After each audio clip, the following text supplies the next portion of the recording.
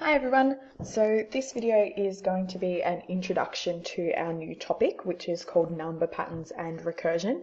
This pattern is sometimes referred to as sequences for short, and that is because it looks at different patterns that we have in numbers and trying to create a rule to determine that pattern and allow us to find, say, the 53rd term in a pattern that's taking place. So if we get started on this, a sequence is a list of numbers in succession, so just a list of any numbers, and each number in a sequence then we can call a term, and we can number each term, say T1, T2, T3. We can have sequences that are random, and this means they have no pattern. So if we look at the example there, 1, 8, 5, 2, 32, 20, to get from 1 to 8 we add 7, 8 to 5 we minus 3, 5 to 2 again we minus 3, but 2 to 32 we add on 30. So there's not a clear pattern that's occurring on repeat here. Instead, those sequences that have patterns, so if we look at this one here of 1, 4, 7, 10, 13, hopefully you agree with me that to get to each next term we add 3. So 1 plus 3 gives us 4, plus 3 gives us 7, 10, etc. And these sequences here are what are called rule-based. So they have a rule that determines every successive term.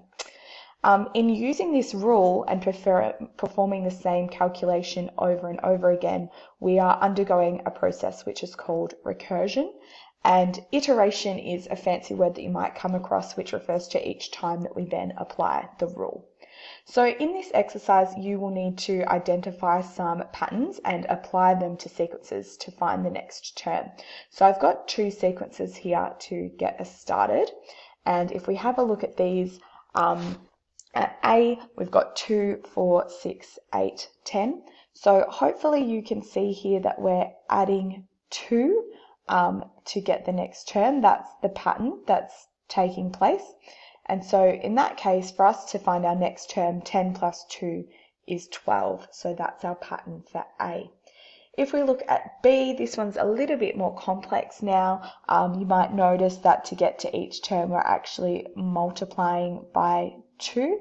So let's write here, multiply by 2 to get the next term. And so in that case, 16 times 2 gives me 32. If I times 2 again, 32 times 2 gives me 64, and the pattern would keep continuing beyond there. So I put 3 dots at the end, which indicate that the pattern keeps going on and on. Our final thing here is then getting us to use that term notation. So question 2, it says for the above sequences, state the values of T1, T3, T6. So I'm going to write an A here and a B so we can do each question. For A, we're looking at that first pattern where we were adding 2. So in this case, T1 is our very first term, which was that 2 that we started with. T3, that means our third term, so in that case it's 6. And T6, that's the 6th term, so if I count 1, 2, 3, 4, 5, 6, that 6th term was the 12 that we found ourselves. To do this now for B, so that's my 1, 2, 4, 8, 16, 32, etc. pattern. My T1 is that first term, which is 1. T3 means the third term in the pattern, so that there is 4. And T6 in this case will be 32 because that is the 6th term. So that there is an introduction for you to exercise 8A, looking at number patterns and starting to get us to use the right language for sequences. So you can now get started on the work from 8A.